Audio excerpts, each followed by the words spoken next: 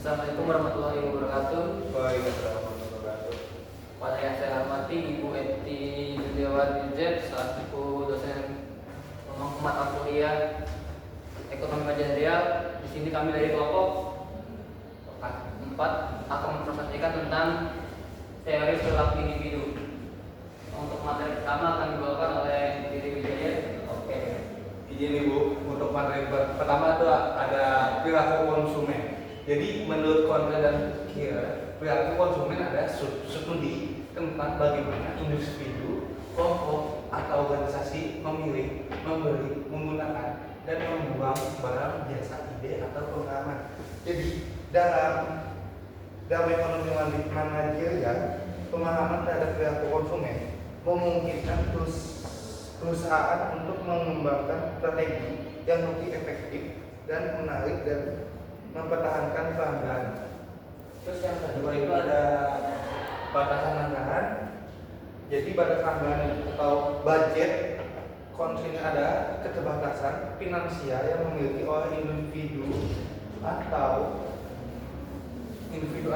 rumah tangga dalam melakukan konsumsi. Setiap konsumen memiliki pendapat tertentu yang membatasi jumlah dan jenis barang atau jasa yang dapat mereka beli. Terus yang kedua itu adalah perubahan pendapat. Jadi perubahan pendapat memiliki dampak langsung terhadap daya beli konsumen dan pola konsumsi mereka. Jadi jika pendapat meningkat, konsumen cenderung meningkatkan pembeli barang dan jasa, terutama barang mahal yang peminatnya bertambah seiring kenaikan pendapat. Terus yang ketiga itu ada perubahan harga. Perubahan harga suatu barang atau jasa dapat mempengaruhi keputusan konsumsi dan kesejahteraan konsumen.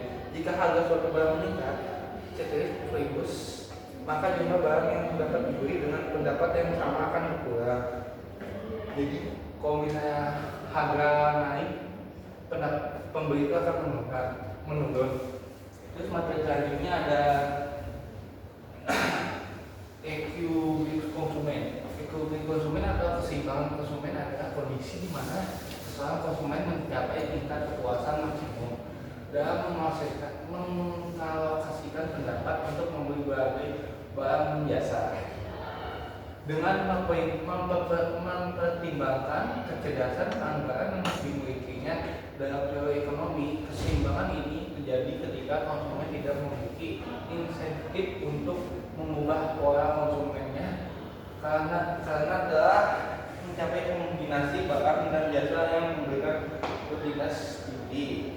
Terus yang selanjutnya adalah materi tentang statistik komparatif dalam ekonomi manajerial. Dalam ekonomi manajerial, statistik komparatif digunakan untuk menganalisis dan membandingkan berbagai variabel ekonomi serta kinerja bisnis guna mendukung pengambilan keputusan yang lebih efektif.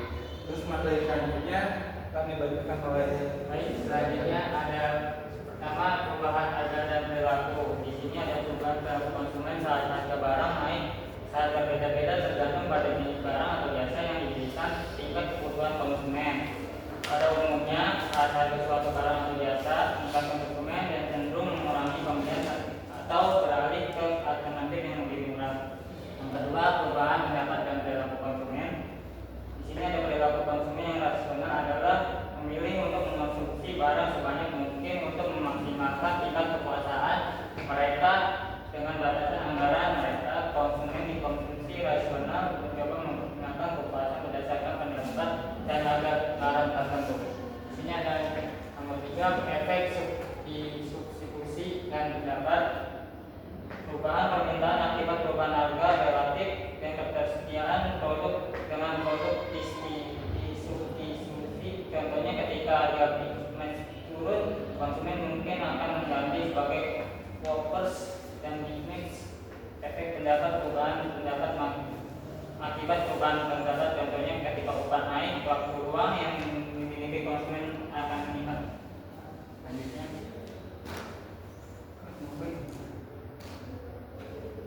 ini ada aplikasi analisis kurva inference.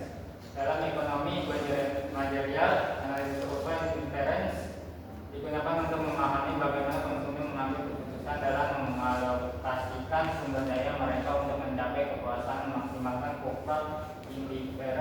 menggambarkan kombinasi dua barang atau jasa yang memberikan tingkat kepuasan yang sama bagi konsumen sehingga mereka tidak memiliki preferensi lebih terhadap salah satu kombinasi tersebut. Dengan menggunakan analisis, perusahaan dapat memahami perilaku konsumen, mengoptimalkan strategi pemasaran, serta menentukan kebijakan harga yang lebih efektif.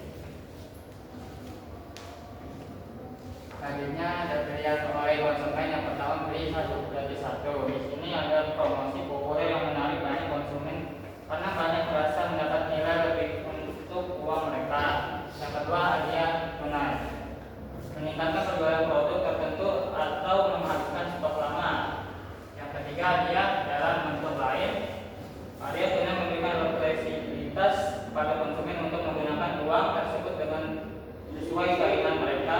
Ini bisa berupa potong harga langsung, cashback, atau hadiah uang tunai langsung. Hadiah dalam bentuk lain, hadiah ini bisa berupa produk gratis, merchandise, atau layanan tambahan. Contohnya, produk gratis misalnya memberikan produk perawatan kulit, mendapatkan produk serba gratis seperti kaos, topi, atau mug dengan logo merek. Yang keempat, sertifikat hadiah, memungkinkan konsumen untuk memiliki produk atau layanan yang tertentu ingin dari toko atau merek tertentu. Ini adalah pilihan yang baik jika Anda ingin memberikan fleksibilitas pada konsumen.